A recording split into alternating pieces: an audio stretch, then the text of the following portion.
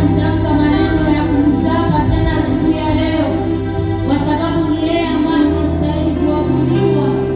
Hatuna mwingine ambaye anastahili kupewa sifa isipokuwa ni Masia, ambaye anastahili sifa na utukufu. Ni yeye tu peke yake, Mungu ambaye ni mweza yote, ambaye hataki kushare utukufu wake na mtu mwingine. Mungu mwenye wivu anataka tumwabudu tu yeye.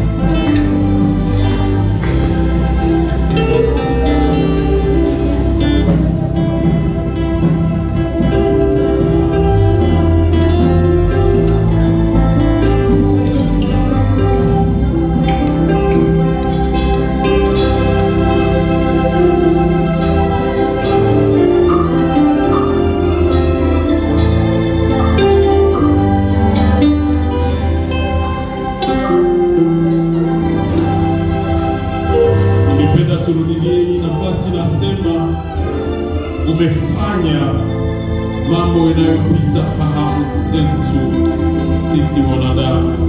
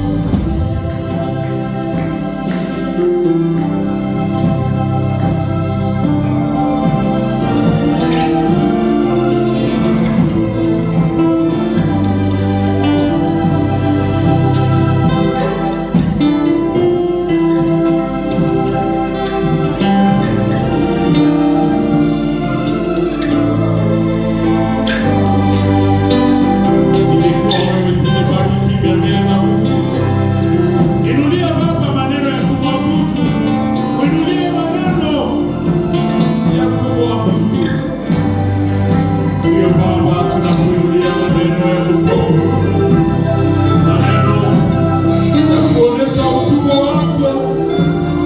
Kweli umefanya mambo inayopita fahamu zetu sisi wanadamu. Matendo yako hayaeleweki na wanadamu, sababu hakuna wanadamu anayeweza kujilinganisha na wewe.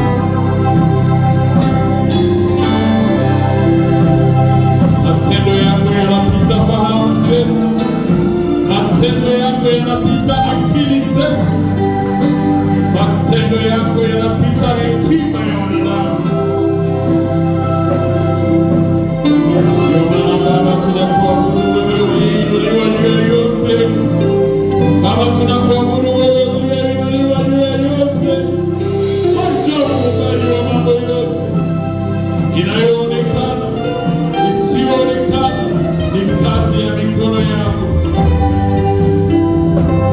Wakristo wanaokuwa hapa wanaungana kwa kukushangilia wewe, kwa kukushangilia wewe.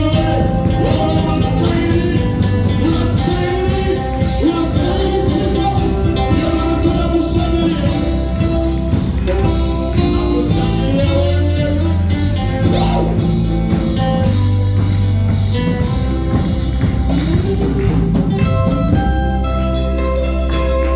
Unastahili.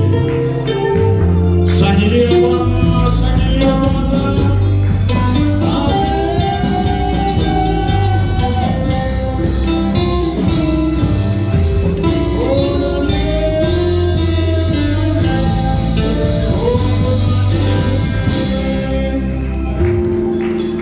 Amen. Mungu awabariki ekipe yetu ya muziki. Ukaendelea vile, utatuma vitu vinaanza fanyiwa huko vya kuwafurahisha na vya kufurahisha Mungu. Uendelee vile na Mungu awabariki. Amen. Amen. Ambia jirani yako bonane na kutakia tena mwaka mpya. Amen. Amen. Tutasimama ili tuweze kuheshimu neno la Mungu. Tutasoma katika kitabu cha Mwanzo makumi ine na saba. Mwanzo 47 ama Genèse 47. Tutasoma kwanza moja mpaka 6, na ningetaka msomaji mmoja katika mkutano aliye na Biblia ya Kiswahili aweze kufungua pia Luka 4 mstari wa 18 mpaka 19. Msomaji mmoja kwa Kiswahili watamfikishia microphone, lakini hii ya kwanza tunasoma sote. Ukiwa na Biblia ya Kiswahili, ukiwa na Biblia ya Kiingereza, ukiwa na Biblia ya Kifaransa, tutasoma sote pamoja. Mwanzo 47 ama Genèse 47 verset 1er au verset 6. Mwanzo 47 1 mpaka 6. Nitasoma kwa Biblia yangu ya Kifaransa, inasema hivi: Joseph alla avertir Pharaon et lui dit: Mes frères et mon père sont arrivés du pays des Canaan avec leurs brebis et leurs bœufs et tout ce qui leur appartient. Et les voici dans le pays de Goshen. Il prit 5 de ses frères et les présenta à Pharaon. Pharaon leur dit: Quelle est votre occupation? Ils répondirent à Pharaon: Tes serviteurs sont bergers comme l'étaient nos pères. Il dit encore à Pharaon, nous sommes venus pour séjourner dans le pays parce qu'il n'y a plus de pâturage pour les brebis de tes serviteurs, car la famine s'apesantit sur le pays des Canaan. Permets donc à tes serviteurs d'habiter au pays des Goshen. Pharaon dit à Joseph, ton père et tes frères sont venus auprès de toi. Le pays d'Égypte est devant toi. Le pays d'Égypte est devant toi. Établis ton père et tes frères dans la meilleure partie du pays, qu'ils habitent dans le pays des Goshen, et si tu trouves parmi eux des hommes capables, menés à la tête des métropoles. Amen. Tumepata msomaji ambaye atatusomea Luka 4 mstari wa 18 mpaka 19. Msomaji wa Kiswahili, karibu. Nasome kwa jina la Yesu. Roho ya Bwana ni juu yangu, kwa sababu amenitia mafuta kuhubiri habari njema kwa maskini, kuhubiri wokovu kwa wafungwa, na vipofu kupata kuona tena, kufungua waliochubuka, kuhubiri mwaka wa Bwana uliokubaliwa. Amen. Amen. Amen. Amen. Amen. Tunaweza kukaa.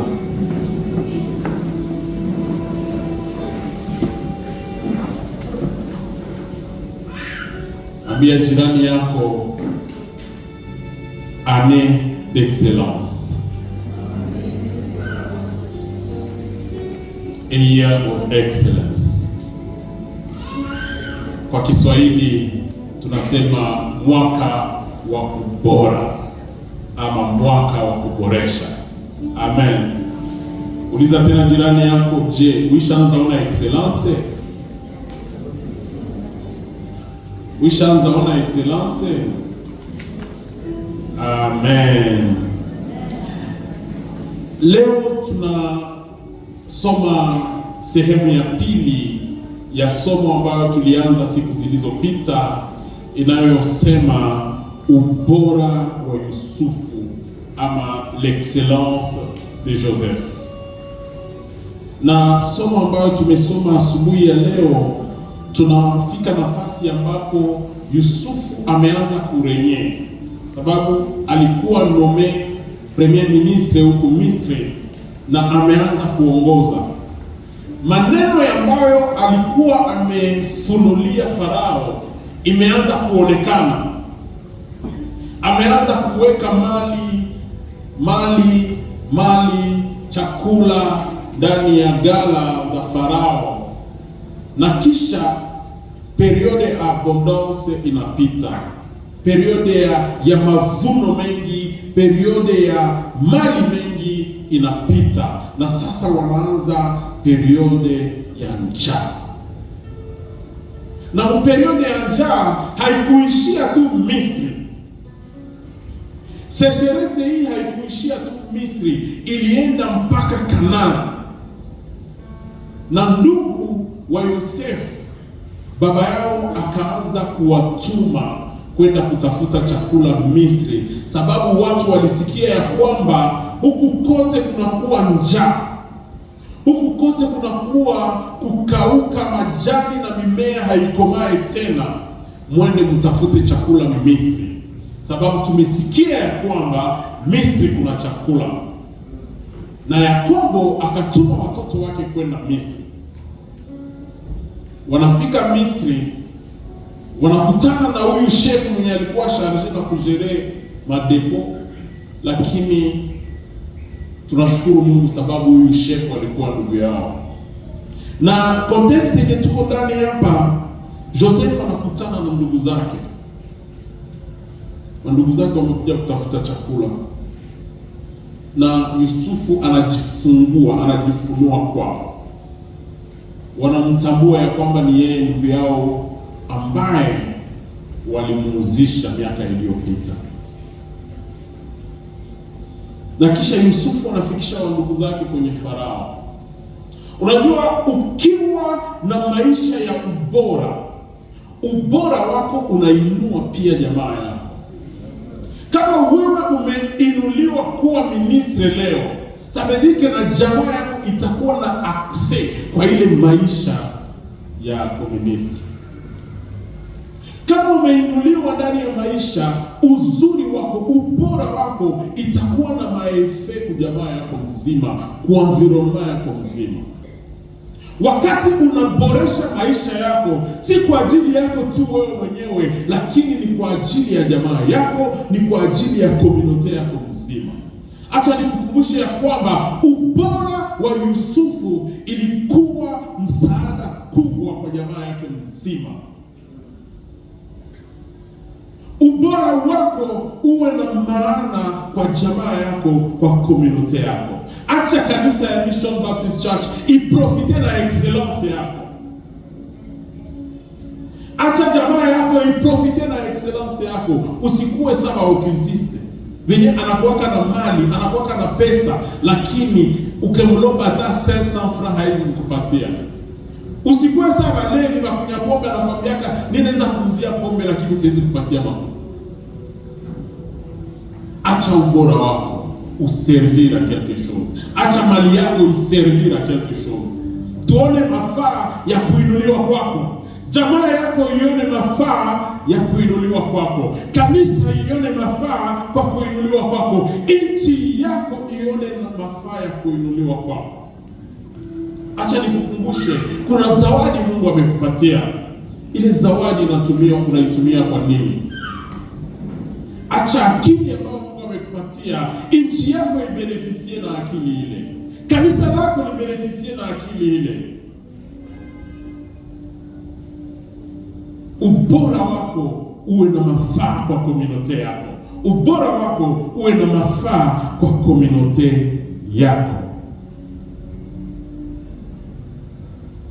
Na siku zilizopita, hii dimanche ya le 14 tulikuwa na introduire première partie na tukapana context.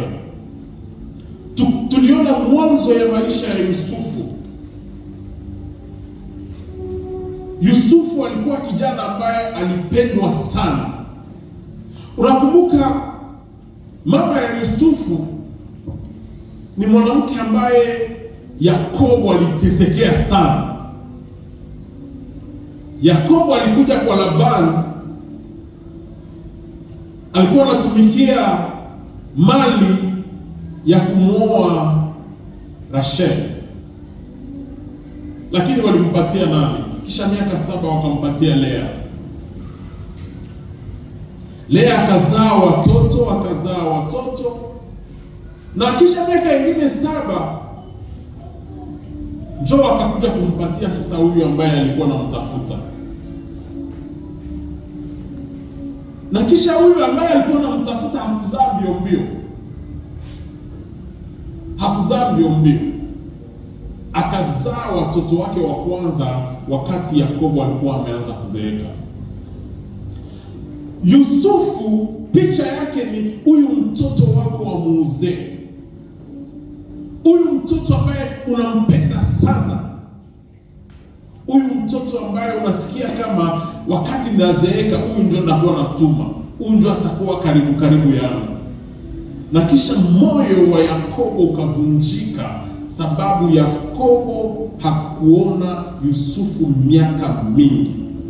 Yusufu aliishi kama victime wa chuki ya ndugu wake. Tuliongea maneno hii dimanche ya le 14. Na kisha ndugu zake wakamuuzisha. Akauzishwa kama vile esclave. Yusufu alienda Misri kama vile mtumwa. Na wakati anafika Misri, akapata bahati kidogo, akaanza furahia tena maisha kidogo ndani ya nyumba ya Potifar, na huku tena shida zikampata, akaenda ndani ya prison. Na wakati Yusufu anafika prison, anateseka. mpaka na waprisonnier wenye alikuwa nao wanakuwa libere, mais wanamsahau mu prison. Biblia inatuambia kwamba kisha miaka zikapita zaidi ya miaka 2, jo mtu akakumbuka juu kulikuwa situation mbele tena ya Farao, jo anamkumbuka mu prison mko mtu mwenye iko na uwezo ya kufungua ndoto za mfalme. Na tulisoma masomo fulani siku ile, masomo fulani inayohusu excellence ndani ya maisha ya Joseph, na niliwaambia ya kwamba mtu ambaye anataka kuwa excellent anatafuta sana uwepo wa Mungu ndani ya maisha yake. Celui qui veut être excellent recherche d'abord la présence de Dieu dans sa vie. Tulisema tena ya kwamba mtu ambaye anataka kuwa excellent inabidi akubali kupita kwenye masomo ya Mungu. Celui qui veut être excellent doit accepter de passer par l'école de Dieu. Na tukasema kwamba masomo ya Mungu inatufundisha uvumilivu, masomo ya Mungu inatufundisha kudependre totalement na Mungu, masomo ya Mungu inatufundisha kukomalisha imani yetu. Na tulisema tena ya kwamba ndoto zetu, maono yetu, ubora wetu haipashi kuwa kwa kukanyaga watu wengine na kuwaonesha ya kwamba sasa na sisi tumefika na sisi tutumikiwe na tuwakanyage tuwazimishe. Hapana. Tulisema ya kwamba reve zetu, ndoto zetu, maono yetu ni opportunity ambayo Mungu anatupatia ili tuwe solution kwa problème za ulimwengu. Nos rêves, notre vision, c'est une opportunité que Dieu nous donne pour que nous soyons des solutions aux problèmes de l'humanité. Wakati Mungu amekufanya agronome, amekupatia akili, manake amekufanya solution kwa probleme ya njaa ndani ya mji. Wakati Mungu amekufanya médecin, amekupatia akili, manake amekufanya solution juu ya probleme za santé kwa communauté. Wakati Mungu amekufanya avocat, amekufanya solution kwa probleme za wale watu ambao hawawezi kujidefend. Wakati Mungu amekufanya commissionnaire, Mungu amekupatia opportunité ya kufasilite maisha ya watu wengine. Hapana maisha ya kutafuta tu commission bila kufanya kazi. Na commissionnaire tu kwamba tumesikia.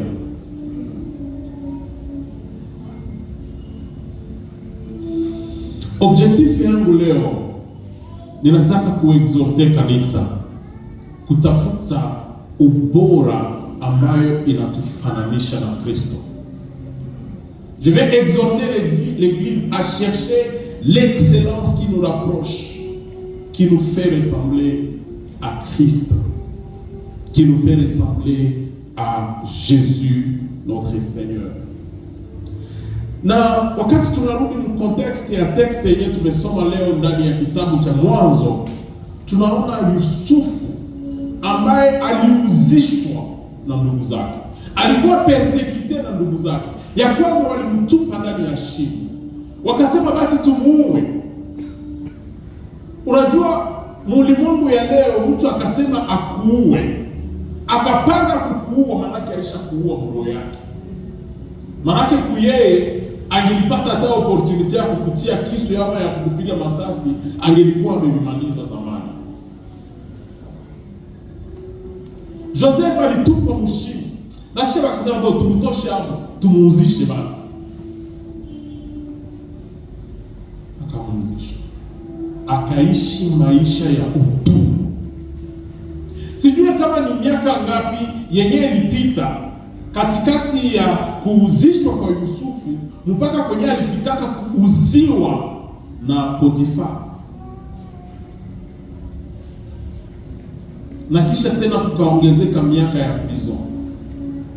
Unajua ingekuwa mimi, ingekuwa wewe, petete tungelikuwa na rankini. Wandugu yangu kule wanasemaka kivimba moyo. Kinakuvimba kuroho, kinakunyonga mpaka siku utajivange. Acha nikukumbushe ya kwamba Biblia inatuambia vengeance tuiachie Mungu. Yeye ndiye anajuaka kutudefend. Yeye ndiye anajuaka kutupigania. Tuiachie Mungu. Na Yosefu, kitu kinanishangaza. Malgré hii persecution yote yenye alipita ndani, anaambia ndugu yake aseme kise kemie nilitumiwanga huku na Mungu juu ya siku kama na hii, juu Mungu alikuwa anajua wenyewe itatokea. Kise ke uliteseka vile ndizi uko nateseka, juu geuke kuwa solution maisha ya ndugu yako. Kise ke ule Bwana alikutrahiri, juu upate mariage ya baraka. Kise ke uko napita mwenye uko napita juu ya baraka yenye iko mbele ndani ya maisha yako. Mewe sahi uko na laani bayere wako. Pende tuki bayere wako uko na kusumbua juu unatauza nyumba.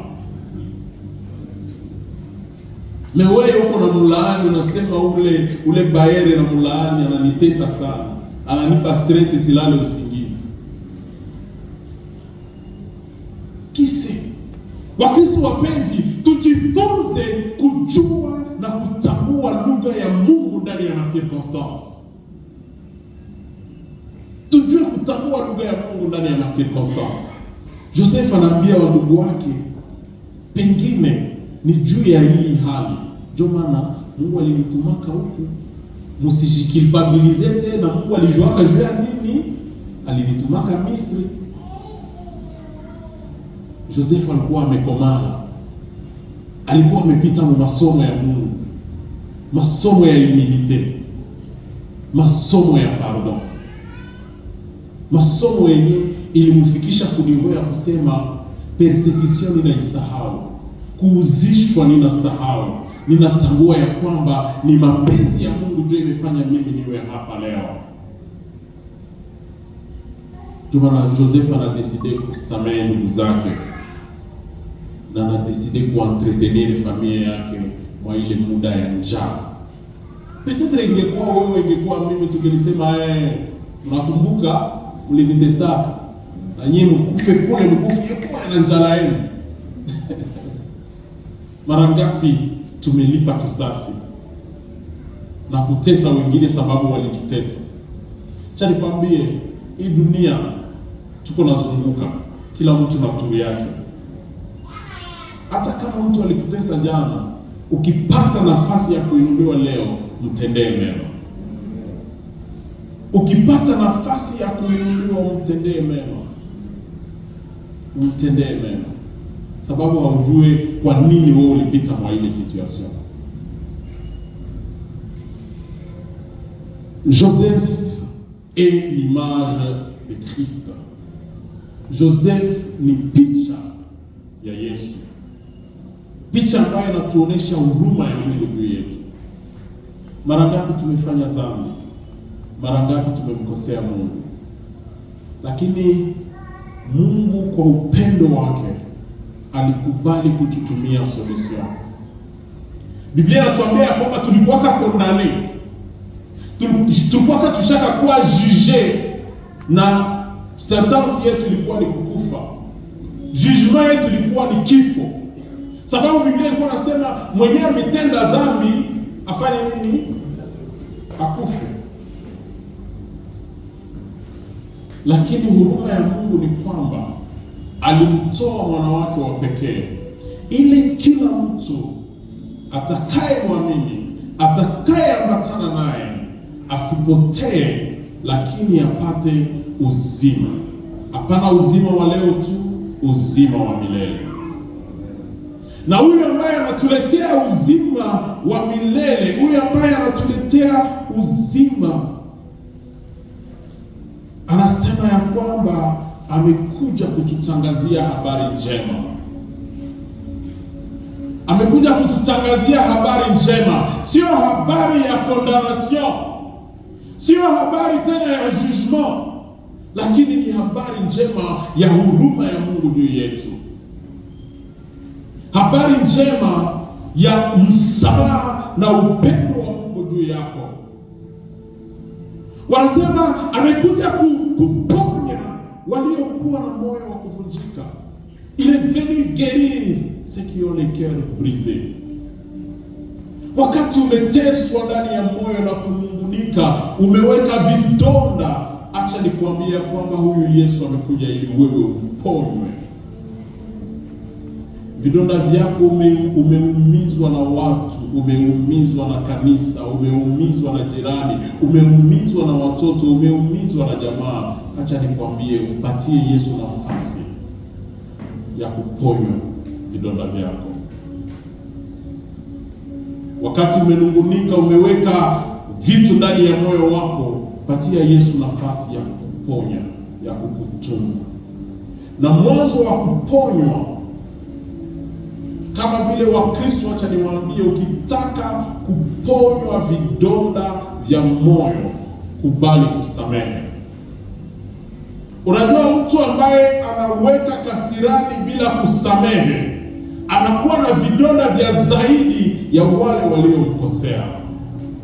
Ndio maana kubali kusamehe.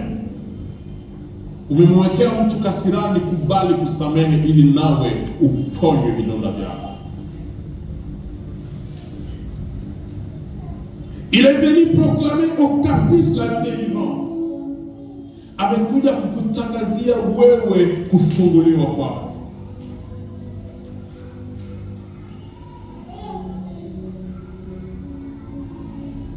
Hii message inajiadrese kwako. Yesu alikuja ili wewe usifungwe tena. Usifungwe na shetani tena. Utoke ndani ya minyororo ya shetani, sababu amekuja kuproklame liberté yako.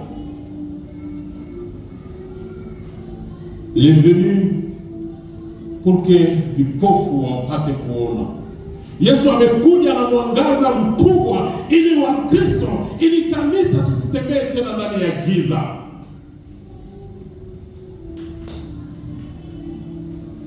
Ili macho yetu ya ndani iweze kufunguka.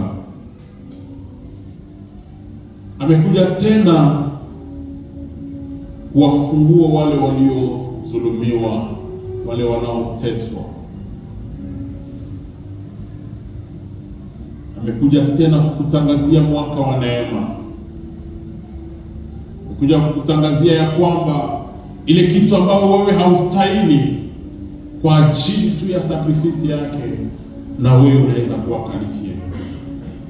Joseph hakuwa hata na qualification moja. D'ailleurs, wakati yenyewe ndugu yake wanajipresente, ndugu yake umoja walikuwa na CV. Ndugu ya Joseph walikuwa na CV. Juu wakati yenyewe Farao anawauliza, mnafanya kope gani maisha? Ambia sisi tuko wachunga.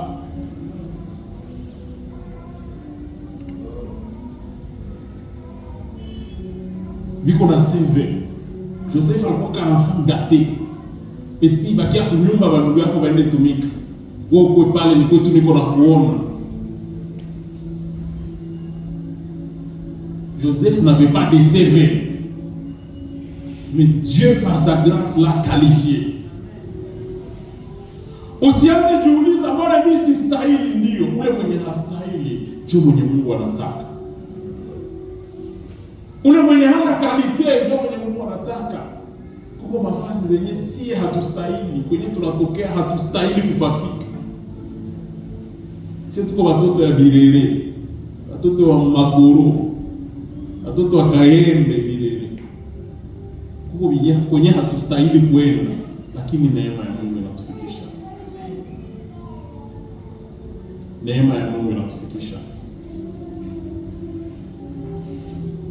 Neema ya Mungu ambayo Yesu Kristo alikuja kututangazia. Ndio maana acha nikwambie, Kristo ambaye anataka kuishi excellence, ifo akuwe tayari kufanana na Yesu. Atafute kwa nguvu yake yote kufanana pamoja na Yesu. Pour être excellent, le chrétien doit chercher à imiter, à ressembler Christ. Waefeso sura 5 mstari wa kwanza na wa pili.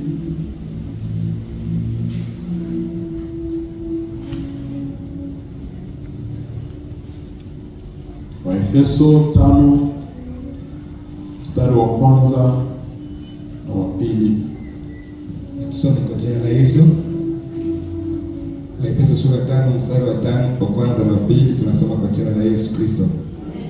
Basi mfuate Mungu kama watoto wanaopendwa, na mtembee katika mapendo kama Kristo vile alivyowapenda ninyi na kujitoa mwenyewe kwa ajili yetu, toleo na dhabihu kwa Mungu, kuwa harufu ya manukato. Amen. Kwa Kifaransa inasema devenez donc imitateurs de Christ. Devenez donc imitateurs comme des enfants bien-aimés et marchez dans l'amour à l'exemple de Christ qui nous a aimés et qui s'est livré lui-même à Dieu pour nous comme une offrande et un sacrifice de bonne odeur. Wadugu wapenzi, tufanane Kristo. Tufanane Kristo. Na namna gani tutafanana Kristo? Kusema wewe na mimi tuweze kufanana Kristo, tujifunze kupenda kama Kristo. Upendo wa Kristo ni ule upendo ambao unatoa kwa ajili ya wengine.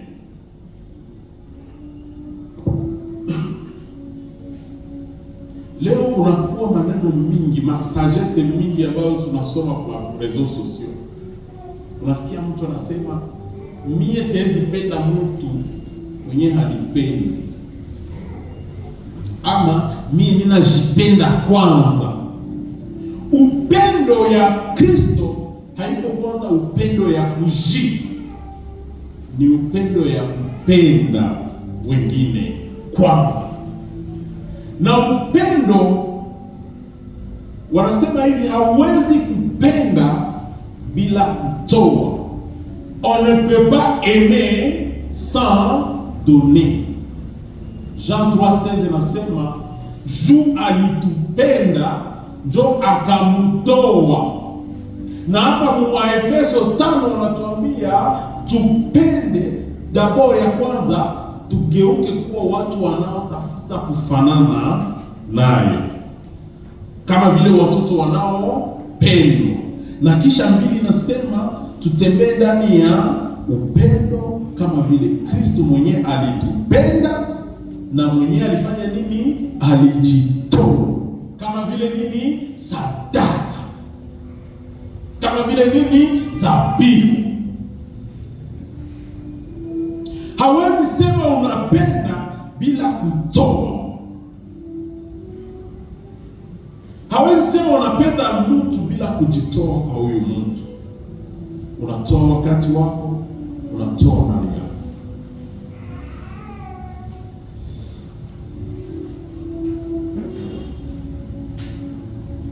Kwa kufanana Yesu, inabidi tuwe juste et droit. Kwa Kiswahili nafanana neno moja, tukuwa wenye haki. Tuwe wenye haki. Ningependa tufungue rapidement Zaburi 37 mstari wa 20. Zaburi 37 28. Psalm 37 verset 28. Tusome kwa jina la Yesu. Kwa sababu Bwana anapenda hukumu, wala haachi watakatifu wake. Wao wamelindwa milele, lakini mzao waovu atakatiliwa mbali. Amen. Car l'Éternel aime la justice et il n'abandonne pas ses fidèles. Ils sont toujours sous sa garde mais la postérité des méchants est retranchée. Dieu aime les justes, Dieu aime la justice. Mungu anapenda walio haki. Deutéronome 32, verset 4. Deutéronome 32, verset 4. Deutéronome 32, verset 4. Soma kwa jina la Yesu. Mwamba, tafadhali tunarudia kwa jina la Yesu. Mwamba kazi yake ni kamilifu, maana njia zake zote ni hukumu. Mungu mwaminifu asiye na uovu, yeye ndiye mwenye haki na adili. Amen. Amen. Il est le rocher. Ses œuvres sont parfaites, car toutes ses voies sont justes. C'est un Dieu fidèle et sans iniquité. Il est juste et droit. Kwa kusema tufanane tena Kristo, ifo tukue juste na tukue droit munjia zetu zote. Tusikue watu wa manjia nyoka nyoka. Tukue watu wenye yuko droit, watu wenye wanataka justice, tukue watu wenye wanataka haki. Amen. Neno lingine, tukue fidèle na tukue digne de confiance. Unajua wakati tunaongea juu ya justice, wakati Joseph alikuwa mbele ya Farao, Joseph alikuwa juste, Joseph alikuwa droit. Wakati Joseph anaingia nyumba ya Farao, Joseph hakuwa kama mtu mwenye alikuwa anagusa mali ya Farao, ya nani, ya Potiphar. Il était droit. Il était respectueux des principes de Dieu. Na ndio maana hakuwezaka kuanguka mtego ya mke wa Potiphar. Ya tatu anatuambia il faut être fidèle et digne de confiance. Turudie pale kwa Deutéronome chapitre 7 verset 9. Deutéronome chapitre 7 verset 9. Tunasoma kwa jina la Yesu. Chapitre 7 verset 9. Biblia inatuambia hivi: mjue basi ya kwamba Mungu wako yeye ni Mungu, Mungu mwaminifu, anayeshika agano na rehema pamoja nao wanaompenda na kushika amri zake hata vizazi elfu. Amen. Et qui observe ses commandements. Donc sache donc que c'est l'Éternel ton Dieu qui est Dieu. Ce Dieu fidèle garde son alliance et sa miséricorde jusqu'à la 1000e génération envers ceux qui l'aiment et qui observent ses commandements. Iko fidèle. Tena wanakwambia mamiliers de générations iko fidèle. Tuongeze hapo Wakorintho wa kwanza 4:1-2. 1 Corinthiens 4:1-2. 1 Corinthiens 4:1-2. Na tunasoma tena kwa jina la Yesu. Mtu atuhesabu sisi hivi kama watumishi wa Kristo na mawakili ya siri za Mungu. Tena inahitajiwa katika mawakili ya kwamba waonekane waaminifu. Amen. Dieu. Verset 2, du reste, c'est qu'on demande des dispensateurs, c'est que chacun soit trouvé fidèle. Kama wanatuangalia kama vile watoto wa Mungu ambao wanataka kufanana Kristo, ifo wakati wanakutana na sisi, wakati wanatuangalia tukue waaminifu. Wakati unasema neno, heshimu ile neno. Wakati unapana ahadi, heshimu hiyo ahadi. Neno la 4, wale ambao wanataka kufanana Kristo wanachukia maneno ambayo Mungu anachukia.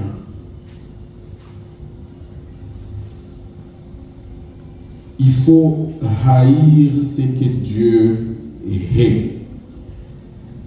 Isaya 61 tutasoma mstari moja. Isaya 61, Isaya 61 tutasoma mstari wa 8. Isaya 61 mstari wa 8, na tunasoma kwa jina la Yesu. Maana mimi Bwana ninapenda hukumu ya haki, ninachukia wizi na uovu, nami nitalipa malipo katika kweli, na nitafanya nao agano la milele. Amen. Amen. Nasema je hais la rapine avec iniquité. Soma tena Proverbe 16 à 10. Proverbe 6, tutasoma verset 16 à 19. Proverbe 6 verset 16 à 19. Niko nawaambia kwamba nous devons haïr ce que Dieu hait. Nafaa tuchukie na kukataa kabisa maneno ambayo Mungu anakataa. Proverbe Methali 6:16 mpaka 19. Kwa jina la Yesu tunasoma. Kuna maneno 6 Bwana anayoyachukia, ndiyo 7 yaliyo machukizo kwake: macho ya kiburi na ulimi wa kusema uongo, na mikono inayomwaga damu isiyo na kosa, na moyo unayowaza mawazo mabaya, miguu iliyo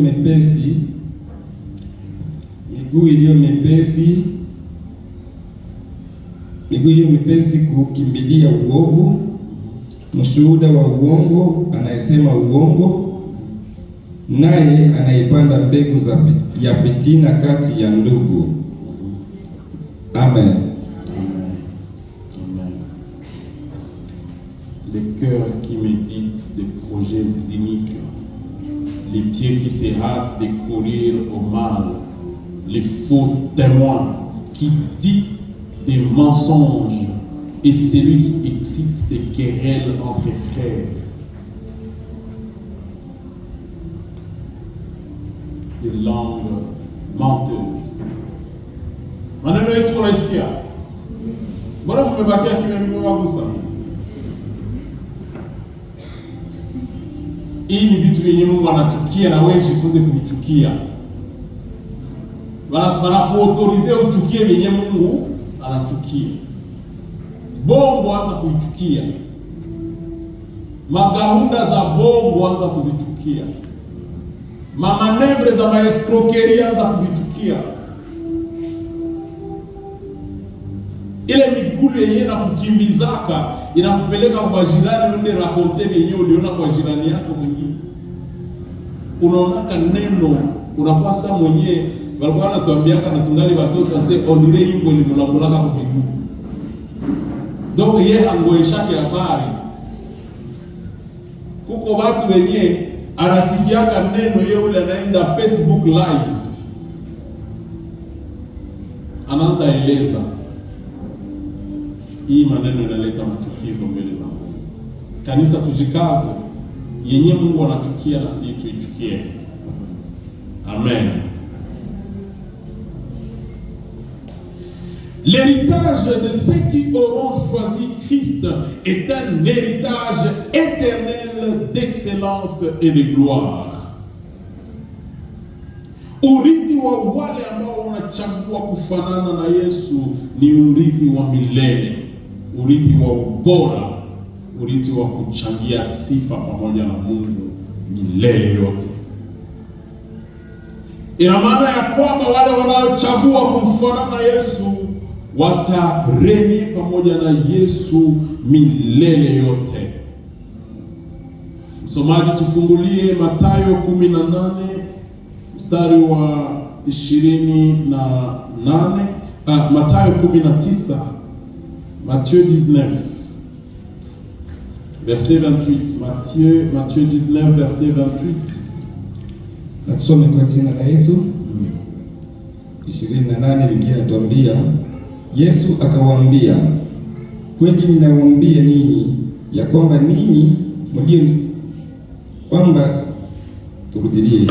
Yesu akawaambia, kweli ninawaambia ninyi ya kwamba ninyi mlionitafuta katika ulimwengu mpya, wakati mwana wa watu atakapoketi juu ya kiti cha utukufu wake, ninyi vile vile mtaketi juu ya viti vya ufalme 12 mkihukumu makabila 12 ya Israeli. Amen.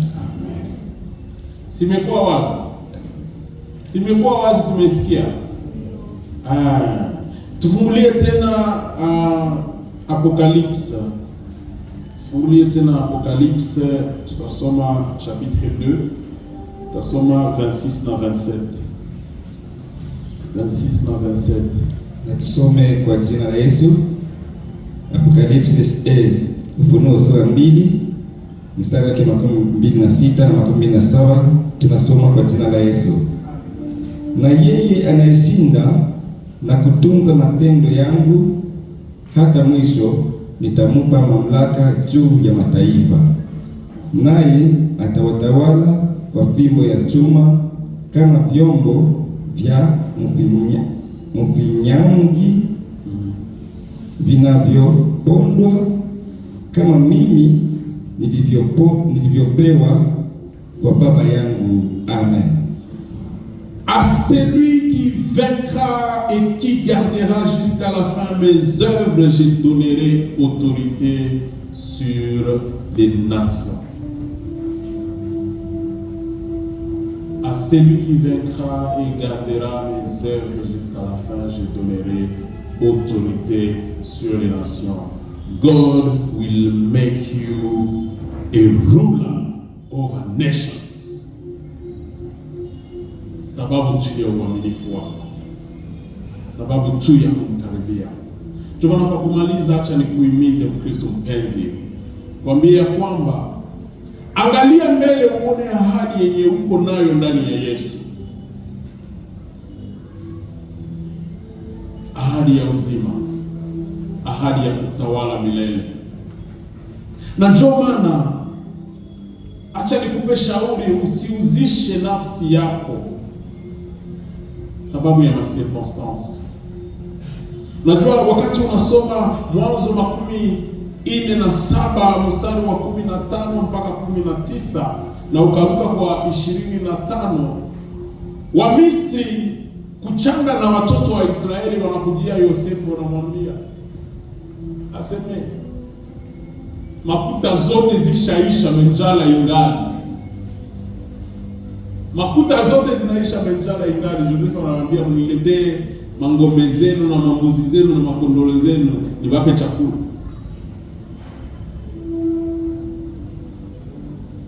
Wanauzisha ngombe, wanauzisha mbuzi, wanauzisha kondoo, wanawapatia mikate.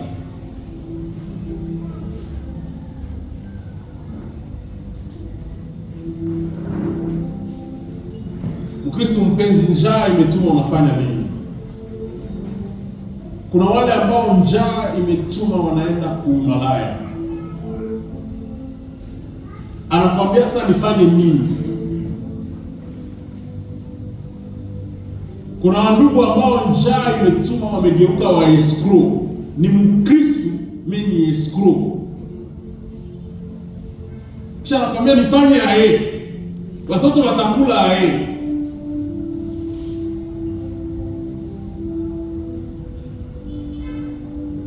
Kuna watu hapa wamejaa na akili za uongo na manipulation, jua pate tu chakula. Njaa imekutuma wapi? Kukosewa imekutuma wapi? Mkristo wa MBC, usiuzishe nafsi yako juu ya circumstances. Usiuzishe nafsi yako juu ya circumstances za maisha. Shetani anakupatiaka tu pakotie. Jo ile yenye mwalimu wa historia walikuwa wanatufundisha, aseme bazungu walikuwa wanatuletea pakotie, wanabeba oro na diamana na mali yote ya udongo wetu. Pakotie ni nini?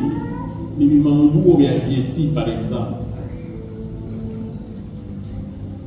Tana kuletea balon ya vieti, ishemize hingapi, anabeba mali yako yote. Sasa ni diable. Shetani anakuonesha vitu vya kuangarangara. Mekenye atabeba wewe utakijua.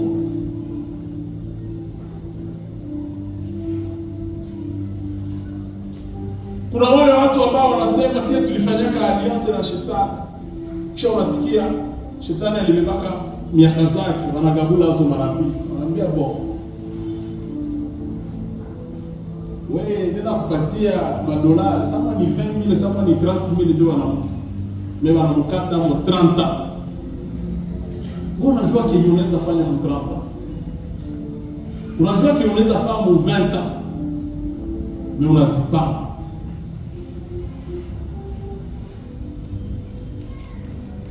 Mkristo wa MBC na kuhimiza usiuzishe nafsi yako juu ya circumstances za maisha. Ukachagua umalaya, utapata sida na utakufa. Hata kama leo wanaanza sema sida haiuwake tena, na ujue kama magonjwa zingine ziko zenye zinafuka sida. Na magonjwa ya mbaya zote ni kupoteza uzima wako. Vile iko ile kipera. Acha nikuhimize tena nikwambie kwamba notre Dieu, c'est un Dieu qui restaure. Najua wakati Mungu anahaidia nani Abrahamu ya kwamba nitakupatia nchi nzuri ambayo inakuwa na asali, inakuwa na maziwa. C'est vrai, Kanani ilikuwa nchi yenye kuwa productive, lakini nao walikuwa victime ya sécheresse. Mpaka Yakobo na jamaa yake wote wakakimbia wakaenda Misri. Lakini acha nikwambie, wakati Mungu alirestore Kanani, kumbuka wakati Musa anatuma baespio waende angalia Kanani, qu'est-ce qu'ils ont dit? Wakati Caleb na Josué wanarudia wanasema ndio, ni kweli. Est-ce que ilikuwa kabongo? Ilikuwa kweli. Watoto wa Misri walikimbiaga juu kulikuwa na sécheresse. Mesa yenyewe wanaanza rudia, Mungu anawarudisha mu territoire. Ilikuwa kaisha kuwa restore. Ndio maana nikwambie Mkristo uliye hapa, wakati yenyewe Mungu anakurestore, anarestore ka territoire yako yote. Il restaure ta famille, il restaure ton territoire, il restaure tous les aspects de ta vie. Ndio maana wakati unaomba Mungu unapata deliverance mu maisha. Kila aspect ya maisha yako yanapaswa kuwa affected. Territoire yako yanapaswa kuwa affected. Kwenye unaishi unapaswa remarquer que huyu mtu amekuwa excellent. Simama kwa miguu yako tuombe.